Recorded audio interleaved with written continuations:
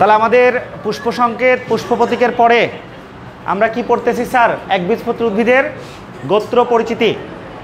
গোত্র তো অনেকগুলো আছে, তার মধ্যে আমরা শিখব মূলত কোনটা বলতো? পোয়েসি বা পোয়াসি। যদি পোয়া থেকে আসছে কিন্তু উচ্চারণটা পোয়েসি হয়। যাই হোক, এই শব্দটা আগে পড়েছিলাম। ক্রনকুইস্ট একবীজপত্রী উদ্ভিদকে 65টি গোত্রের অন্তর্ভুক্ত করেছিলেন। এর মধ্যে প্রথম গোত্রের নাম কি দেখো তো? বুটোমায়েসি, তাই না? এবং সর্বশেষ গোত্র হচ্ছে অর্কিডিয়েসি। সর্বশেষ যেহেতু, তাহলে একবীজপত্রীর মধ্যে সর্বশেষ গোত্র কোনটা? অর্কিডিয়েসি। তাহলে যেটা সর্বশেষ সেটাই সবচেয়ে উন্নত হয়। তাহলে এই গোত্রের উদ্ভিদদেরকে অর্কিড বলা হয়। তার মানে অর্কিড হচ্ছে একবীজপত্রীর মধ্যে সবচেয়ে উন্নত। এই এমসিকিউগুলো কিন্তু সচরাচর আটকাবে, কারণ তোমাদেরও অনেকের কাছে বই আছে, দেখবা কম বেশি বইগুলো তো তথ্য এদিক ওদিক থাকে। আমি বেশ কিছু টিচারের ভাবছিলাম যে ওনাদের নোটগুলো মনে হয় খুব হাই লেভেলের, অনেক আগে থেকে পড়াই কিছু। পরে আমি যখন এই তোমার বইয়ের মধ্যে দেখছি বইয়ের লেখা হুবহু তুলে দিয়েছে, মানে কোনো বাড়তি কিচ্ছু করে নাই, হুবহু জাস্ট। তখন আমি বুঝলাম যে এখানে আসলে আলাদা ক্রিয়েটিভিটি তেমন কিছু নাই, বইটাই মেন। এবার আসো, পোয়েসি গোত্রের অবস্থান কততম? 34তম। পোয়েসি গোত্রের উদাহরণগুলো আমরা দেখতে পারি: ধান, গম, আখ, বাঁশ, পেঁয়াজ, রসুন প্রভৃতি আরও আছে। এবার তাহলে আমরা একবীজপত্রী উদ্ভিদের গোত্রের পরিচিতির মধ্যে বৈশিষ্ট্যগুলো একটু দেখে নিই। যদিও আমরা প্রথমে একবীজপত্রী দ্বিবীজপত্রীর পার্থক্য পড়েছিলাম, তবে আপাতত আমরা আলাদাভাবেই শিখি। তাহলে একবীজপত্রীরা সাধারণত একবর্ষজীবী হয়। সাধারণত, সবাই না জন্য সাধারণত লিখেছি। যেমন দেখো এখানকার মধ্যে শুধুমাত্র ব্যতিক্রম কে? বাঁশ। বাঁশ কিন্তু বহুবর্ষজীবী হয়। একটা বাঁশঝাড়, একটা বাঁশ গাছ অনেক দিন বাঁচে, তাহলে এটা হচ্ছে বহুবর্ষজীবী বাঁশ। বীজে একটি বীজপত্র থাকে, তার মানে বীজের মধ্যে এই ধরো একটাই বীজপত্র থাকে, একটা। দ্বিবীজপত্রী হলে কেমন হতো? দুইটা। দ্বিবীজপত্রী হলে এরকম দুইটা হইতো। 3 নম্বরে বীজ সস্বল। সস্বল মানে তুমি চিন্তা করো, ধান, খোসা আর ধান একসাথে লেগে আছে, যেটা ধান খাচ্ছে ওটাই তো বীজ, মানে চাল যেটা খাচ্ছি আমরা ওটাই বীজ। তাহলে বীজের মধ্যেই খাবারের উপাদান শস্য সেটা মজুদ থাকে, এজন্য বলেছি বীজ হচ্ছে সস্বল। তারপরে বীজপত্রের অবস্থান শীর্ষ। বীজপত্রের অবস্থান সাধারণত ধানের যখন দেখবা ফুল হচ্ছে বা কিছু হচ্ছে শীর্ষের দিকেই কিন্তু। আর ভ্রূণমূল হচ্ছে কি? পার্শ্বীয়, মানে যে জায়গা থেকে শুরু হচ্ছে ভ্রূণটার উৎপত্তি যেখান থেকে, ভ্রূণমূল সেটা পার্শ্বীয়ভাবে অবস্থান করবে। এটাকে বোঝাতে গেলে ধরো এটার এক পাশ থেকে ভ্রূণ বের হবে, এজন্য বলছে ভ্রূণমূল পার্শ্বীয়। বীজত্বক এবং ফলত্বক পৃথক করা যায় না। ধানের যে কি বলা হয়, ধানের খড় তো না, ধানের গুঁড়া যেটা, তাহলে কতটুকু আগে সিদ্ধ করতে হয়, তারপরে মেশিনে দিয়ে মাড়াই করে আলাদা করতে হয়। হাত দিয়ে চাইলে আমি মানে সুন্দর মতো আলাদা করে তাহলে কতগুলো করবা বলো? আমার নিজের একদিনের খাবারের তো আগে ধান থেকে আলাদা করতে আমার দিন পার হয়ে যাবে।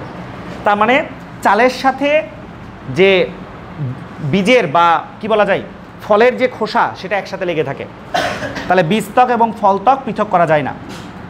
পত্রকক্ষে কাক্ষিক মুকুল এবং পত্রমূলে উপপত্র থাকে না।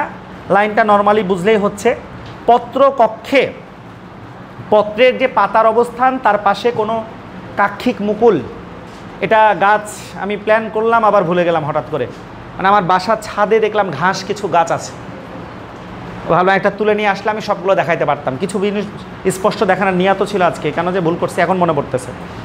আর পত্রমূল যে জায়গা থেকে পাতা তৈরি হচ্ছে তার পাশে কোনো উপপত্র থাকে না, যেমন জবাতে মুক্ত পার্শ্বীয় উপপত্র পড়েছিল সেইটা। অস্থানিক প্রকৃতির গুচ্ছমূল, তোমরা আগে নিয়ে আসছিলা গাছটা, দেখেছো যে কি গুচ্ছমূল, মানে এই যে প্রধান মূল এরকম না হয়ে এই মূলটা কী হয়ে যায়, এরকমভাবে অনেকগুলো গুচ্ছে ভাগ হয়ে যায়, গুচ্ছমূল। এটা অস্থানিক। পাতার শিরাবিন্যাস কেমন হয় স্যার? সমান্তরাল। সমান্তরাল শিরাবিন্যাস সবাই চিনে গেছো এখন। এটা যদি একটা পাতা হয় তাহলে তার পাশে শিরাগুলো কীরকম? এরকম সমান্তরাল থাকবে, জালের মতো থাকবে না। পাতার শিরাবিন্যাস সমান্তরাল। এদের পুষ্প অসম্পূর্ণ হয়। অসম্পূর্ণ মানে হচ্ছে কোনোটাতে ধরো যে তোমার কি আছে, ফুলের তো 5টা অংশ বা 4টা কি স্তবক, তার মধ্যে কোনো একটা থাকে থাকে না এরকম আর কি। পুষ্প ট্রাইমেরাস, তার মানে পুষ্পের মধ্যে পাপড়ির সংখ্যা ধরো 3 বা 3-এর গুণিতক, তার মানে 3টা হতে পারে, 6টা হতে পারে, 9টা হতে পারে।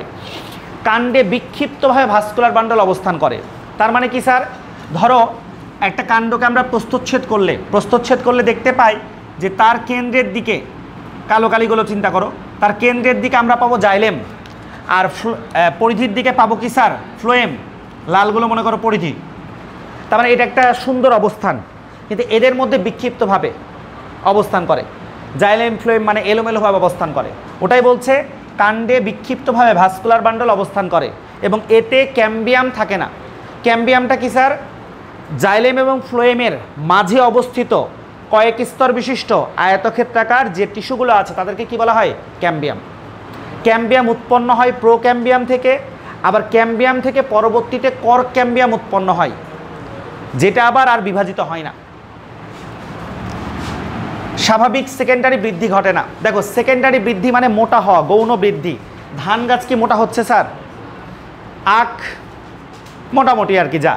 বাঁশ গাছ মোটা হলেও, যেমন এই যে কোয়ান্টামে যখন গেছিলাম তখন একটা বাঁশ দেখলাম ভুদুম বাঁশ, এই টাইপের মোটা, নামই দিয়েছে কি ভুদুম বাঁশ। তো কিছু বাঁশ আছে মোটা কিন্তু ওর জাতটাই এরকম। তুমি ছিল না, তোমাকে মনে হয় তখন দেখায় নাই, তার আগে যখন আমি গেছিলাম ছবি তুলছিলাম। এরপরে পেঁয়াজ গাছ তো অনেক মোটা হয়, তোমরা ঘরবাড়ি বানাইছো দেখছো, রসুন তো মনে আছে। পরাগরেণু হচ্ছে কি মনোকল্পেট। পরাগরেণু মনোকল্পেট মানে কি, যে পরাগরেণু ধরো এই যে এটা, এখান থেকে পরাগরেণু যেটা তৈরি হচ্ছে এর মধ্যে দেখবা শুধু একটা দাগ থাকবে এরকম, মনোকল্পেট। তাহলে স্যার ডাইকল্পেটগুলো কেমন দেখায়, এরকম 2টা দাগ থাকে ভেতরে, ডাইকল্পেট, ছিদ্র আর কি, মানে বাইরে থেকে দেখলে তো আমার দাগ মনে হবে এটাই। তাহলে 12টা পয়েন্ট, 12টার মধ্যে যেটাই আসুক, যেভাবে আসুক, এর বাড়তি কোনো বই আমি তেমন একটা পাই নাই খুঁজে, হয়তো আরও খুঁজে দিলে পাইতে পারি, তবে নাই। 12টা মানে অনেক। তাহলে আমার একবীজপত্রী দ্বিবীজপত্রীর পার্থক্যতে এই বিষয়গুলো অ্যাড করে দিবা, পজ করে দাও।